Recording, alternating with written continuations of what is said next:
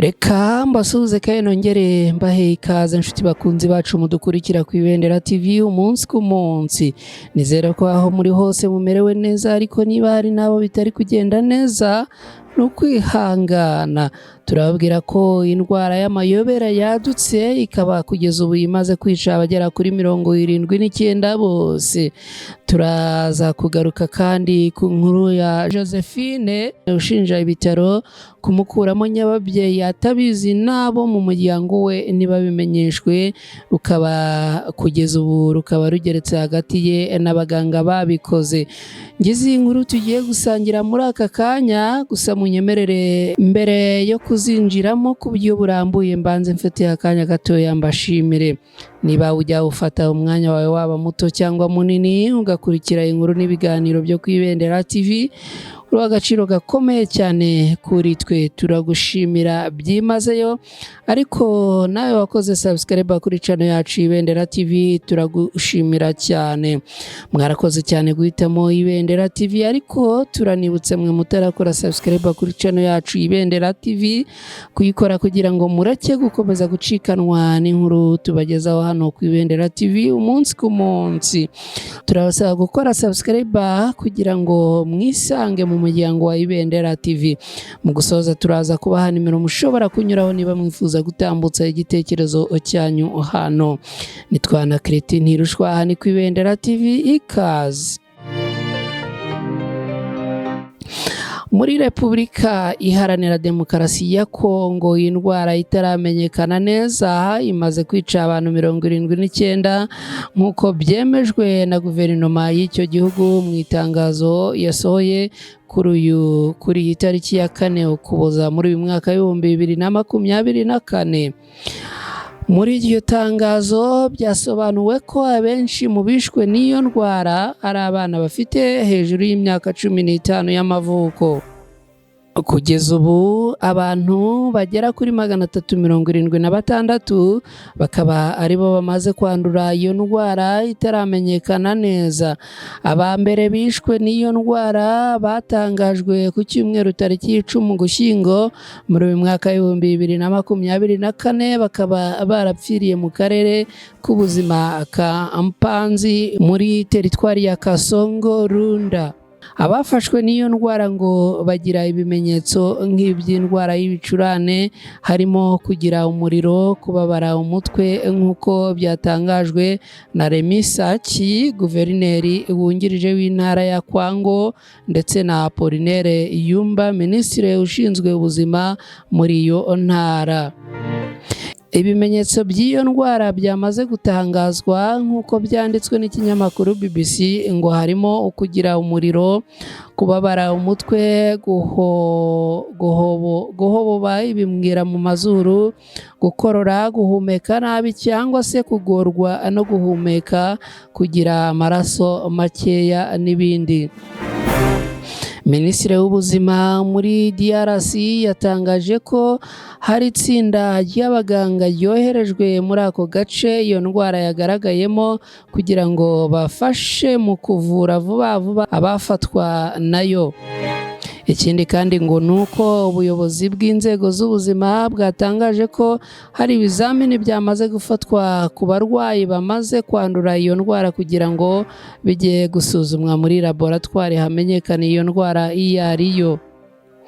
Ngo hari kandi ubugenzuzi burimo gukorwa mu buryo bwimbitse aho iyo ndwara yagaragaye, mu rwego rwo gushaka kumenya iyo ariyo, ibiyitera, n'aho yaturutse ndetse n'ibindi. Iyi ndwara bivugwa ko iteye impungenge kuko ngo umubare w'abayandura ukomeza kugenda uzamuka umunsi ku munsi, nk'uko byatangajwe na Seforiye Manzanza, umwe mu bayobozi ba sosiyete sivile muri Repubulika Iharanira Demokarasi ya Kongo. Manzanza yagize ati, Panzi aho iyo ndwara yagaragaye bwa mbere ni agace k'icyaro ku buryo bigoye kugeza imiti.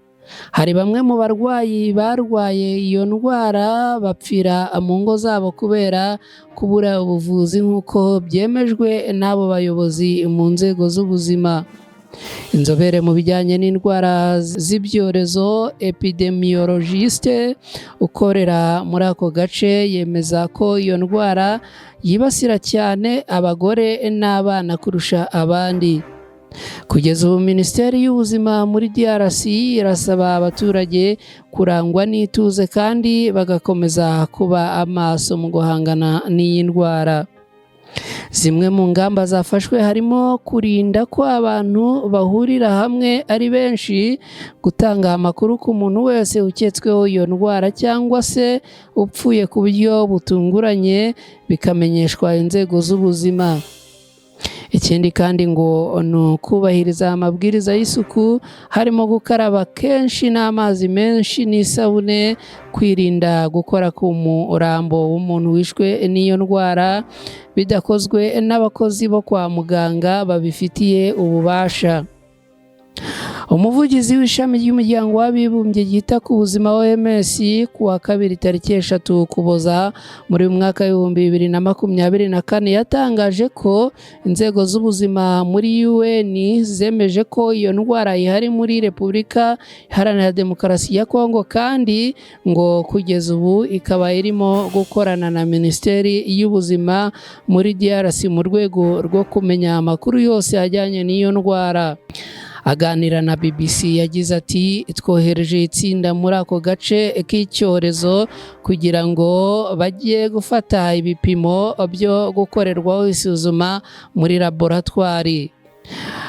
Reka tubabwire kandi ko muri Kenya umugore arashinja ibitaro byamubyaje kuba byaramukuyemo nyababyeyi kandi atabanje kubyemera ndetse n'umuryango we ntubanze kumenyeshwa. Yagize ati ubu sinshobora kuzigera mbona abana. Uwo mubyeyi witwa Josephine Mutinda utuye mu mujyi wa Nairobi atanga ubuhamya avuga ko yajyanwe kwa muganga ku bitaro byitwa Machakos Level 5 mu gihe yari atwite afite inda y'amezi 8, abyara abazwe ariko agira ibyago umwana we ahita apfa akivuka ngo bitewe no kubura umwuka mwiza w'oxygene. Gusa bivugwa ko yaje kugira ikibazo cyo kuva cyane nyuma y'uko kubyara abazwe bituma abaganga bakuramo nyababyeyi ye, ni ukuvuga iterisi, atabanje no kubimenyeshwa ngo abyemere cyangwa abihakane. Josephine Mutinda avuga ko yibuka uwo munsi abyazwa abazwe bikamusiga ari ingumba kandi n'umwana yabyaye akaba atarabayeho, akavuga ko yahuye n'ibyago byinshi icyarimwe. Ikinyamakuru Tuko cyandikira muri Kenya cyatangaje ko Josephine Mutinda asanzwe afite ubumuga, agendera ku mbago cyangwa se mu kagare k'abamugaye, akaba ababazwa cyane no kuba yarapfushije umwana we w'imfura kandi akaba yarahise anamburwa amahirwe yo kuzigera abona undi mwana mu buzima bwe kubera ko yakuwemo nyababyeyi ye. Agira ati nari kuri kaminuza nkiri muto ndatwita, inda igize amezi 8 mpura n'ibibazo muri uko gutwita, banjyana ku bitaro bya Machakos Level 5. Inzira yonyine yari ihari yo kumfasha akwari ukubagwa. Yakomeje agira ati ariko umwana nubwo yavutse ari muzima yahise apfa azize kubura oxygene. Uyu kandi akomeza agira ati nahuye n'ikibazo gikomeye mu gihe cyo kundoda nyuma yo kubyara kubera kuva cyane kandi byari ubwa mbere mpuye n'ikibazo nk'icyo ngicyo. Marume w'umuganga ariko utari uri muri ibyo bitaro yabwiye abaganga gukora ibishoboka byose bakarokora ubuzima bwanjye kuko ibintu byari birimo kurushaho kuba bibi cyane. Josephine avuga ko ayo magambo ya nyirarume abwira abaganga ngo mukore ibishoboka byose yafashwe nk'aho ari uburenganzira bwo gukora ikintu cyose kuri we kugeza n'ubwo bamukuyemo na nyababyeyi. Agira ati bafashe ijambo rya marume nk'uburenganzira bwo gukuramo nyababyeyi yanjye nk'uburyo bwabo bwo kuntabara.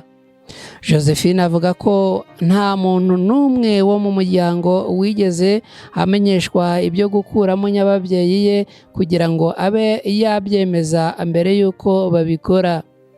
Agira ati sinshobora kuzongera kubyara abana cyangwa se kujya mu mihango y'abakobwa. Iyo ntabagwa n'umuganga utabifitiye ubushobozi byari kuba bimeze ukundi. Birambabaza cyane kubona ubu ndi ingumba burundu kubera uburangare gusa bw'abaganga. Uyu mukobwa akomeza avuga yuko azakomeza guharanira uburenganzira bwiwe, nubwo ku rundi ruhande avuga yuko afite agahinda ko kuba yarakorewe ibingibi kandi akabikorerwa atabanje kubimenyeshwa.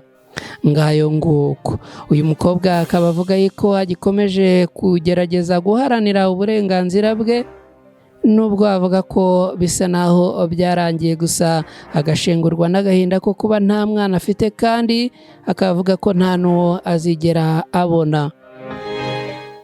Tuganye ku musozo w'izi nkuru twabagezagaho. Turabashimira cyane mwe mubana natwe umunsi ku munsi mu nkuru n'ibiganiro bitandukanye tubagezaho. Turabashimira tunabasaba inkunga yo gukora subscribe kuri channel yacu Ibendera TV, hanyuma ariko mukanadufasha gusangiza izi nkuru inshuti zanyu zitandukanye, tukageza amakuru kuri bose mu byiciro byose.